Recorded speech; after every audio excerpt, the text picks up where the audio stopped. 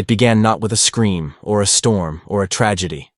It began with something small, an envelope, no name, no stamp, just left quietly, like someone had slipped through time itself and wanted to leave behind a whisper. Inside was a photo, black and white, slightly blurred. A man, a dog, a barn. The barn. The same one that stood behind Mara's house, where no one went, where the dust was thick enough to swallow years, and where every broken board seemed to creak a secret. Mara didn't know what to make of it. Not yet. Not when she was late for school, running on half toast and a barely zipped backpack. But something about the photo stayed with her. The way the man stood, rigid, proud. The way the dog sat, still, but alert. And the way the background seemed to lean in, as if the world behind them knew something she didn't. That day in school the world blurred. The teachers spoke in static. The clock ticked in unfamiliar rhythm. And the photograph burned in her pocket like a warm stone, realer than the room around her. By the time the final bell rang, Mara knew two things. 1. The barn wasn't just an old structure anymore. And 2. Whoever left the photo wasn't done speaking. She didn't go home. She went to the barn. And that's where everything began to echo. The barn stood like a half-forgotten memory at the edge of their property. The paint had long since peeled away, and ivy coiled its green fingers across splintered boards.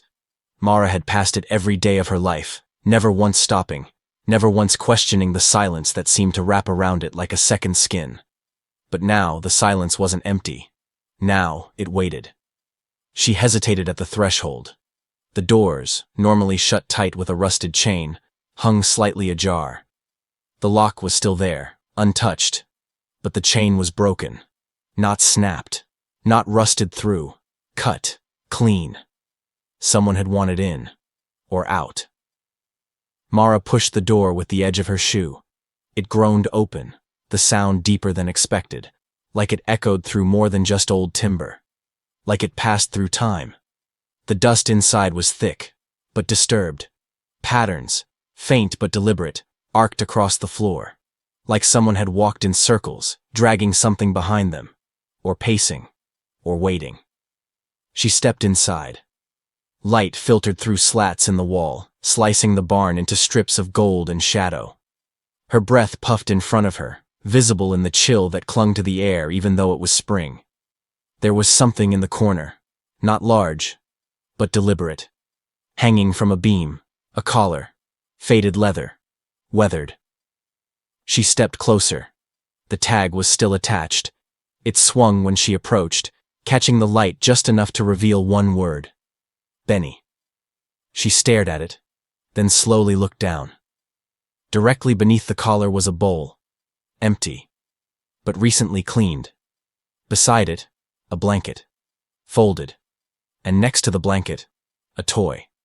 A rubber ball, brittle with age but still round, still recognizable. Something had been here, recently. She wasn't alone. That night, Mara lay awake in bed, staring at the ceiling.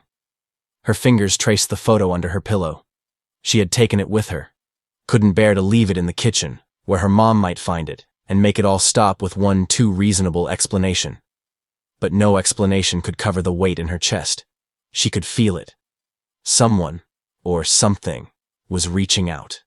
Through time, through silence, through the simple act of sending a photograph. She got up, pulled on her hoodie, and crept downstairs. The barn was darker now, quieter. But when she stepped inside, the air was warmer, like something had just left, or was still nearby. She sat beside the bowl, cross-legged, and whispered, "Who are you?" Nothing answered, but somewhere in the shadows, something watched, and waited. The next morning, a second envelope sat in the mailbox. This one was thicker, and inside were more photographs, each one older than the last. Sepia tones, curled edges, some water-damaged, some cracked. Each one showed the barn. Always the barn, but in different eras. One with snow up to the windows, one with horses inside, one with a child, not Mara, sitting on a stool, a dog curled at her feet. And finally, one that made Mara freeze. It was a picture of her mother, younger, smiling, holding a leash. At the end of it, the same dog from the first photo, Benny. She flipped it over. On the back, in faint ink, "Some things don't leave. They wait." Mara didn't go to school that day. She went to the library. She searched local records, old newspapers, anything with mention of the barn. She found more than she expected. Articles from decades ago about a man named Cole, a veteran who had returned from war and lived on the edge of town with his dog. People said he trained K9 units. Others said he trained dogs to do things no one could explain. And then he disappeared. No obituary, just gone. But the dog, Benny, had stayed, seen by hikers, farmers, school kids on dares, always near the barn, never aging. That evening, Mara returned. The collar was gone, the bowl, full. Fresh water, the blanket, unfolded, and on top of it, a photograph of Mara, taken that morning, in her bedroom. She stepped back, heart hammering, and from the shadows of the loft above, the softest sound. A breath, a paw step, a tail, gently sweeping the dust. She didn't run. She whispered, "Benny?" And the air around her shifted, like something, had just smiled. Mara didn't tell her mother about the photo, not at first. There was a part of her, the part that still clutched her pillow at night and listened for footsteps in empty hallways, that didn't want the spell broken. As long as the photo was just hers, the mystery still belonged to her alone. But by the third envelope, the weight of it all had become too much. The third envelope came on a Friday. It was raining. Mara's shoes were soaked through by the time she got home, and her backpack had taken on water. Still, the envelope inside was dry, tucked carefully in plastic, as if someone had anticipated the storm. This time, it wasn't just photos. It was a letter, typed, neatly. But the words shook her. "My name is Cole. I am your mother's brother, and I am not dead." Mara sat on her bed, the letter trembling in her hands. She read it once, then again. It told of his life, his service, his return. The way he had come home without a team, without a voice, without anything but Benny. "They called it PTSD," he wrote. But it wasn't that. It was memory. And memory is louder than bombs. He spoke of the barn, not just a shelter, but a sanctuary. A place where Benny could listen and he could be silent. He wrote of the day he disappeared, but not how. Only why. "There are things this world wasn't ready to believe," he wrote. But Benny remembers everything. Mara didn't sleep that night. She stared at the letter, at the photo of her mother with Benny. Then, in the early hours, she crept downstairs. Her mom was in the kitchen, making tea. The kind she only made when sleep wouldn't come. Mara sat across from her and placed the letter on the table. Silence. Her mother read it once, didn't cry, didn't scream. Only whispered, "He said he would come back." Just not all at once. Over the next week, Mara's world shifted. Her mother began to tell her stories, not all at once, but in pieces. Over toast, in the car, while folding laundry. She spoke of growing up with Cole, of a boy who was always older than his years, a boy who never forgot a face, or a voice, or a pain. She spoke of Benny, the dog Cole rescued from a collapsing shelter. The only dog that never barked, never disobeyed, never aged. "He was more than just trained," she said once. "He was tuned, like a radio. He could hear things we didn't even know we were saying." She spoke of the war, of the silence afterward, of the day Cole walked into the woods behind the barn and never returned. "I thought he was gone," she whispered. "But part of me hoped Benny had gone to find him."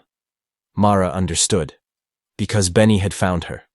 That weekend, Mara cleaned the barn. Not just swept, transformed. She laid new blankets, repaired the beams, hung fairy lights powered by solar chargers.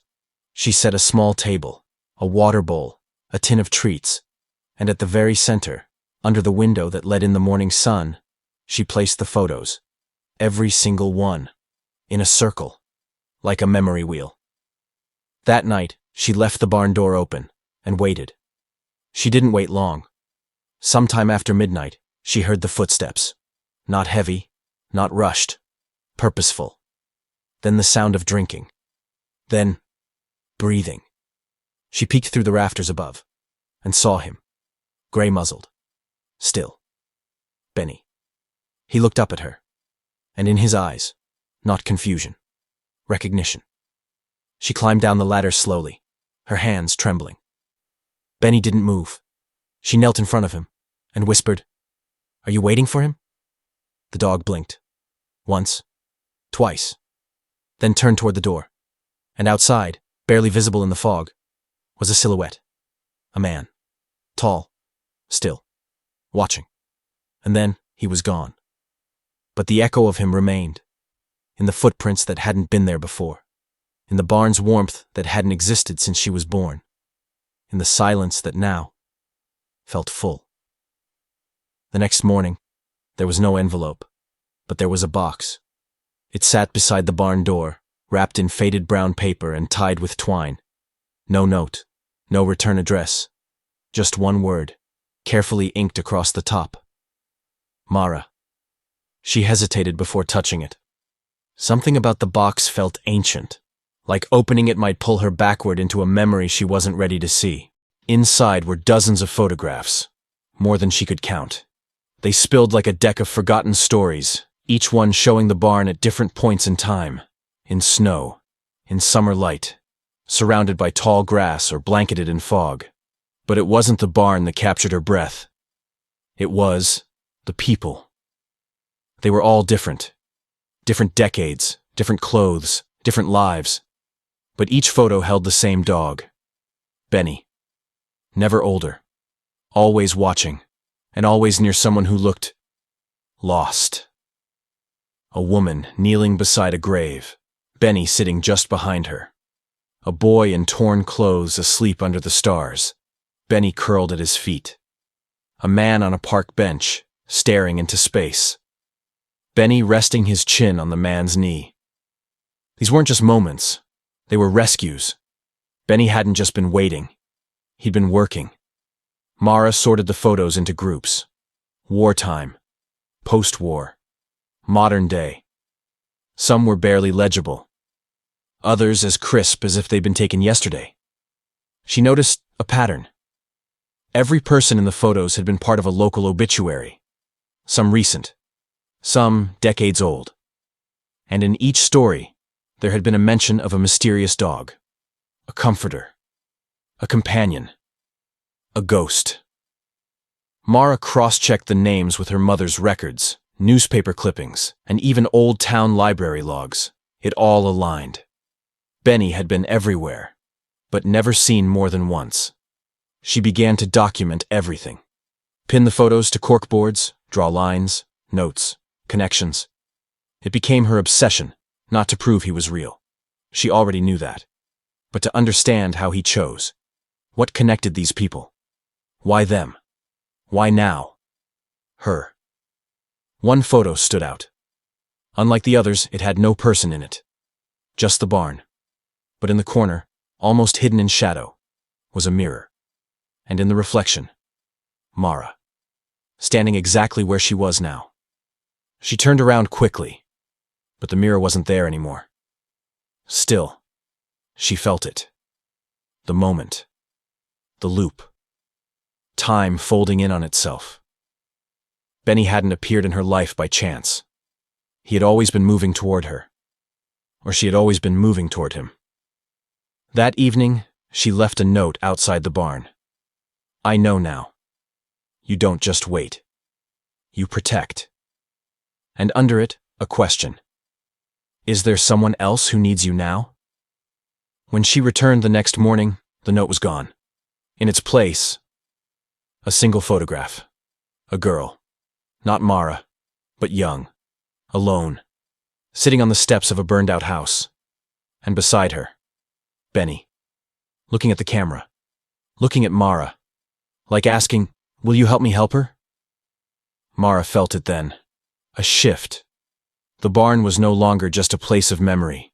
It was a station, a halfway point, a threshold between what was and what still needed to be healed. She packed a bag, not because she knew where she was going, but because she knew what she was becoming. Benny had waited for her. Now, she would follow. That night, she dreamed of walking down a road of stars. Beside her, Benny. Ahead, flickers of stories not yet told. And in her hand, a camera. Loaded. Ready. The road was long, winding through towns Mara had never heard of. She carried no map, only the photo of the girl and Benny. A quiet compass pointing not to a place, but to a person who needed something the world could no longer offer. Remembrance. The first town she arrived in was quiet, half abandoned. Paint peeled from the windows, and silence echoed through the buildings. She asked around. The photo had no name, no address, just eyes. That's what Mara followed. She showed it to a grocer. "I've seen her," he said. "Lives out near the edge. Lost her parents in a fire a few years back. Folks say she hasn't spoken since." Mara went that afternoon. The house was there. Or what was left of it. Blackened wood. An old swing barely holding to a tree limb. And on the porch, the girl, sitting just like the photo.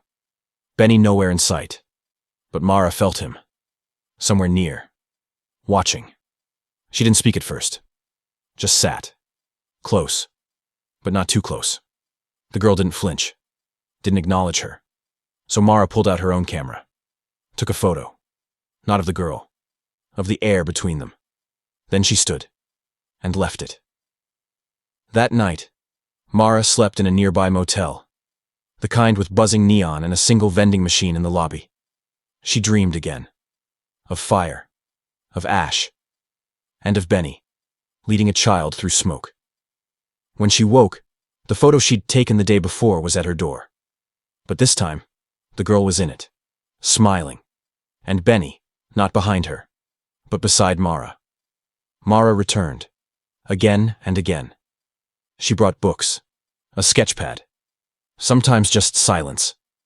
The girl still didn't speak, but she began to draw, always the same thing. A dog, sometimes sitting, sometimes leaping through fire, sometimes howling beneath a moon. The girl drew faster every day, dozens of pages, until she ran out. Then one morning she handed the stack to Mara, and finally whispered, "He saved me." The town changed after that. The neighbors noticed. People who hadn't spoken in years began appearing on porches. Someone rebuilt the swing. Someone else cleared the weeds. The girl drew signs, left them in town square. "Have you seen him?" Each one with a different dog. Each one with Benny's eyes. Mara stayed for a while. Then one day she woke to find a new envelope by her bed. No return address. No stamp. Just a photo. A woman in a hospital room. Tubes in her arm. Eyes tired. And beside her, Benny. Mara packed. The girl hugged her goodbye. No words needed, only a rhythm. Tap, tap, pause. Town by town, year by year, Mara followed the photos. Each one a key, each one a call. Benny always a step ahead, or a memory behind. Sometimes, Mara arrived too late. Sometimes, just in time. But always, always, the photo changed after she left.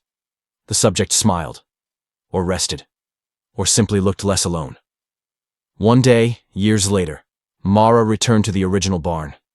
She was older now, wiser, tired, but full.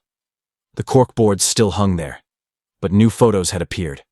Ones she hadn't taken, of herself, sitting beside strangers, laughing in doorways, sleeping under stars, always with Benny nearby. She sat on the floor and cried, not from sadness, from knowing. The story wasn't about her, but she had become part of it, and someday, someone else would pick it up, just as she had. And Benny? He would still be walking, somewhere between now and memory, looking, listening, waiting. Mara stayed at the barn for 3 days after she returned. The old wood groaned like it remembered her. Light spilled through the rafters like whispers. Dust danced in sunbeams. The table where the photographs once sat was bare now, but the space felt full, swollen with memory. She spent hours sitting in silence, expecting Benny to appear. He didn't. Not the first night, not the second, but on the third, just as dusk began swallowing the trees, she heard it. Not a bark, not a step, just the sound of breathing. Steady, heavy, familiar. She turned. He was there. Sitting just outside the doorway, half in shadow, half in light. The edges of him shimmered like heat on pavement. She didn't speak, just walked slowly to him and knelt. He pressed his forehead to hers, and they sat like that, for a long time, until he stood, turned, and walked into the woods. Without looking back. She didn't follow, because she understood. It wasn't the end. It was a passing, a lantern handed from one hand to another. And she now held the flame. Years passed. Mara built a small archive behind the barn. She called it the Echo Room. Inside were shelves, all filled with photos, letters, drawings, objects left behind by those who had seen him, felt him, been saved by him. Some came in person to tell their story. Some mailed packages with no return address. Each one a note from the past. A thread in a much larger web. She cataloged everything. Created maps of the towns he'd visited. Timelines of appearances. Patterns began to form. Storms. Fires. Losses. And always, Benny. Walking out of nowhere. And leaving someone. Changed. She trained others. A quiet network of listeners. They didn't call themselves hunters. They weren't searching for Benny. They were searching for those like Mara once was. Half lost, half remembered, still open, still listening. Sometimes, at night, Mara would step outside and look at the moon. And in the wind, she'd feel it. The gentle tap. Tap. Tap. Pause. Like a heartbeat beneath the world. She'd smile and say, "Still watching." Then came the child. A girl, no older than 9. She arrived alone. Carried a photograph. Not of Benny. Not of Mara. Of herself. Standing beside someone who looked just like Mara had, years ago. The girl handed it to her, and said, "He told me to find you." Mara sat with her in the barn, and listened. The girl spoke of dreams, of a dog who glowed in moonlight, of photographs that changed while she slept. Mara knew. It had begun again. That night, Mara placed her old bag on the table, the one she used to carry town to town. She filled it with fresh film, notebooks, a map, then handed it to the girl. "Go," she said, "and when you're done, come back." The girl hugged her and disappeared into the trees. Mara stood in the barn alone, but she didn't feel alone. She walked to the old wall, took out a nail, hung a new frame. Inside, the first photo, the one that started everything.